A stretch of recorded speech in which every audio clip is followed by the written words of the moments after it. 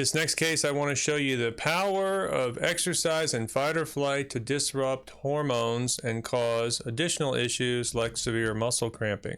So this patient is a 19-year-old female. She came in to see me earlier in 2024.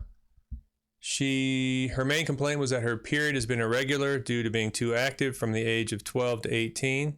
So it was good that she recognized that it was her activity that had interfered with her cycle. And even now at 19 years old, she only gets her cycle every couple of months. In high school, she used to get bad anxiety. That's very common. And she also had hypoglycemia, also very common.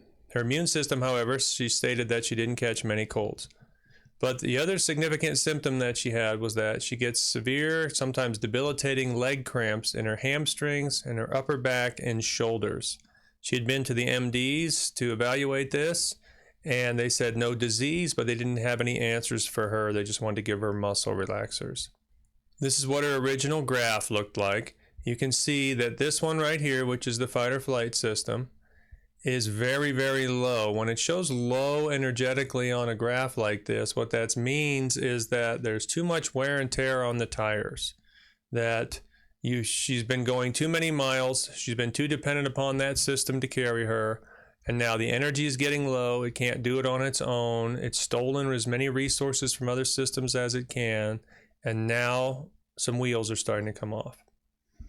This red one here is small intestine. Although she didn't have any digestive complaints, I wouldn't be surprised if they started heading that way. And this big split here, this purple one, this is the hormonal system. So no surprise, and extremely common that fight or flight steals resources or disrupts the hormonal system. She came and saw me just 5 weeks later. She said that her sleep was much better. She had her first dream in forever last week, and that her muscle cramps were completely fine. So these debilitating muscle cramps that she had been having, that she had gone to the medical doctors for, that they had no answer for, she was better in 5 weeks. Well, what on earth did we do? I'll show you in just a second. But first, look, this is what happens with patients all the time. They tell me a few things, and then when they come back in for their repeat visits, they say, oh yeah, by the way, this other thing that I had going on is also better.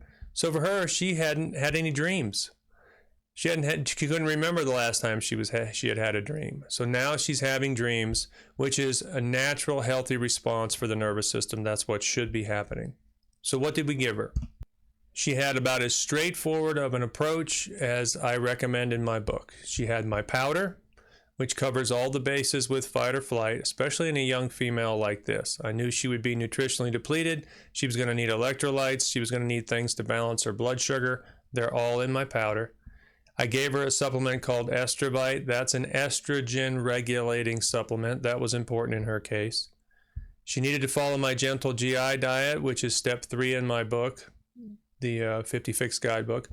She also needed to avoid eggs. A lot of people will have problems with eggs and their large intestine. I don't know if you caught that on her previous test, but large intestine was also really low on her. So I did a little deep dive on that, and we found that eggs were part of the problem. So the large intestine has its own set of probiotics. They're called Bifidobacterium. Those are different than small intestine probiotics, which are more acidophilus, acid-friendly probiotics.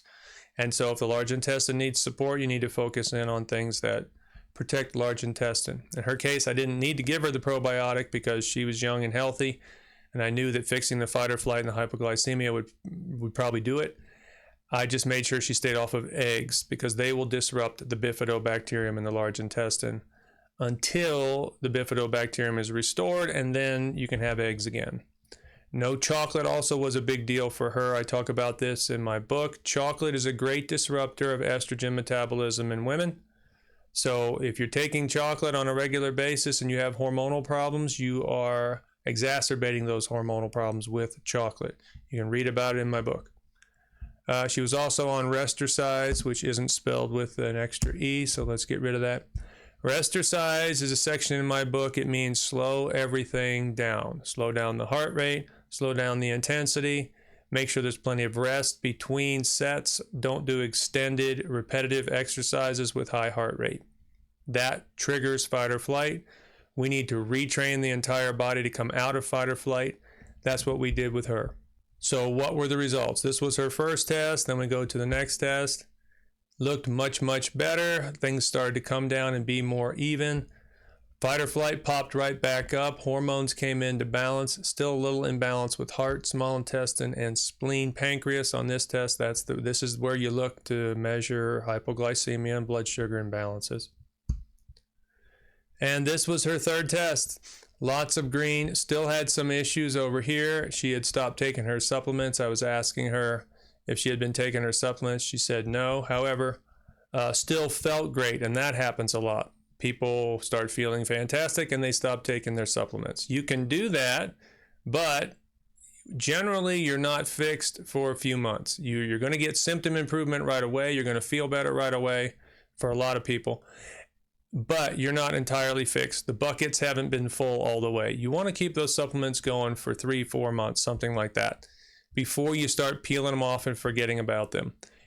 What happens to a lot of people is they do set them aside because they're feeling better, and then life happens again, the stresses come in again, and they start to get their same symptoms, and they say, oh yeah, right, I better take my supplements.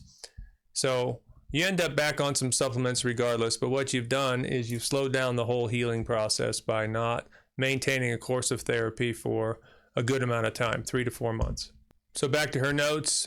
She said her muscles were fine, her cycles were regular and without pain.